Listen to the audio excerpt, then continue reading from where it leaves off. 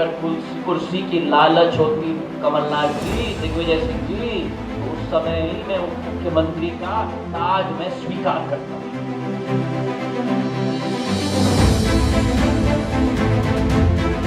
और पार्टी छोड़ने के बाद अब इस तरह के भाषण देंगे। अगर आप भी लेना चाहते हैं देश दुनिया की तमाम जानकारी तो आज ही सब्सक्राइब करें हमारे चैनल को। साथ ही नीचे दिए बेल आइकन को जरूर दबाएं ताकि हर अपडेट आप तक पहुंच सके। नमस्कार, साक्षी न्यूज नेटवर्क पर आप सभी का स्वागत है। कांग्रेस छोड़कर बीजेपी में शामिल होने के बाद से ज्योतिरादित्य सिंधिया लगातार अपनी पुरानी पार्टी कांग्रेस को निशाने पर ले रहे हैं। एक हालिया बयान में उन्होंने ये स्वीकार किया है कि कांग्रेस ने कमलनाथ सरकार के दौरान उन्हें उप मुख्यमंत्री पद का ऑफर दिया था। सिंधिया ने कारण बताया है कि क्यों उन्होंने ये जो ऑफर मिला था उसको ठुकरा दिया था। जब मध्य प्रदेश में रविवार को वो एक सभा को संबोधित कर रहे थे तो उन्होंने क्या बड़ी बातें बताई हैं, आइए आपको दिखाते हैं। हम जनता के सेवक हैं, किसी कुर्सी के सेवक नहीं,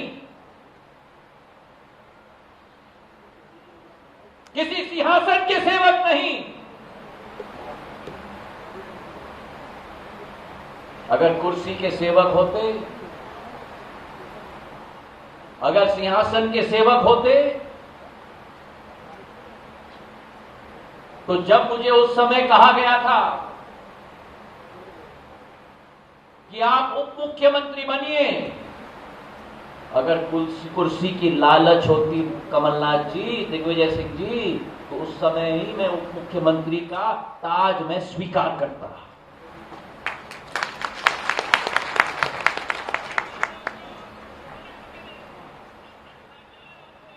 लेकिन मैंने इनकार किया और आज मैं बताना चाहता हूं मैंने इनकार क्यों किया।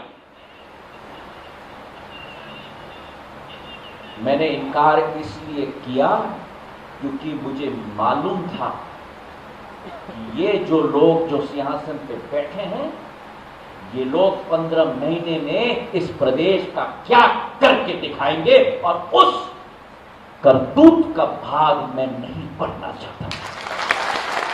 अब सिंधिया ने कमलनाथ और दिग्विजय सिंह को बंटाधारी बताया तो दिग्विजय सिंह ने भी किया है पलटवार।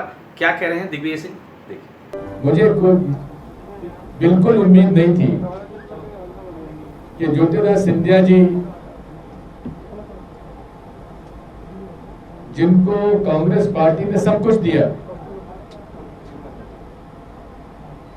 राहुल जी और प्रियंका जी और सोनिया जी के निकटतम व्यक्ति में से माने जाते थे,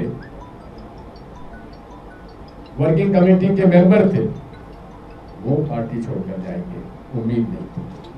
और पार्टी छोड़ने के बाद अब इस तरह के भाषण देंगे, ये भी उम्मीद नहीं थी। कैसे विश्वास करें आप पर? प्रजातंत्र, लोकतंत्र होता क्या है? लोकतंत्र जनता के विश्वास का एक प्लेटफॉर्म होता है, एक माध्यम होता है। इसलिए अब लोकतंत्र को बचाने के लिए संघर्ष हम लोगों का है।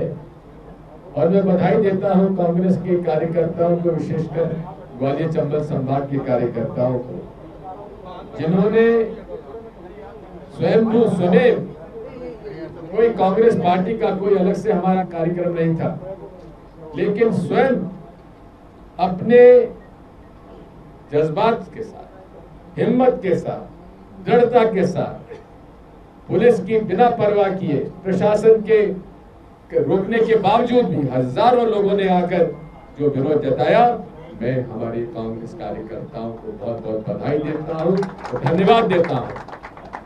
लोग कहते थे सिंधिया जी के जाने से कांग्रेस ग्वालियर चंबल संभाग में समाप्त हो जाएगी।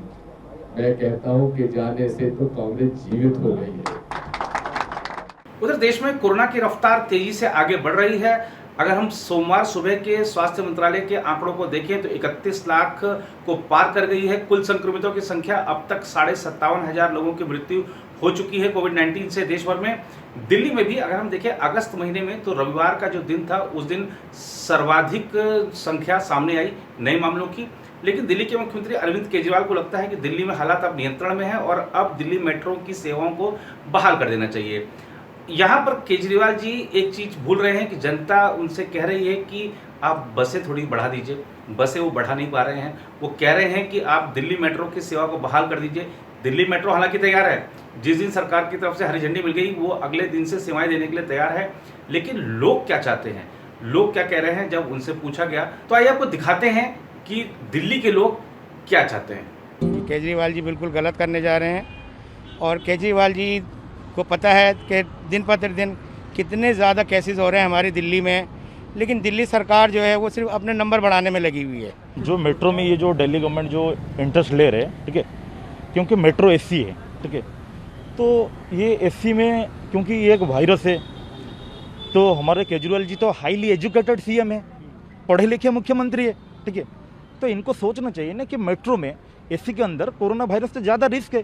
अब लोग, अगर मैं भी बाहर हूँ, ये सारे भाई अगर पब्लिक बाहर है ना, लोग मजबूरी में अपने काम के लिए निकल रहे हैं, तो इस टाइम मेट्रो जरा बिल्कुल पूरा बंद करना चाहिए। इस टाइम खोलना ये सही सोल्यूशन नहीं है। इससे अच्छा तुम बस का थोड़ा बढ़ा दो। मेरे हिसाब से मेट्रो अगर खोल दी तो केसेस वापस वही सिनेरियो आ जाएगा, वापस उतने ही केसेस बढ़ जाएंगे, तो जितनी भी रिकवरी हुई है वो वापस रिवर्स हो जाएगी। व्हाट आई फील इज कि मेट्रो में इतने ज़्यादा लोग ट्रैवल करते हैं तो सोशल डिस्टेंसिंग मेंटेन नहीं हो पाएगी।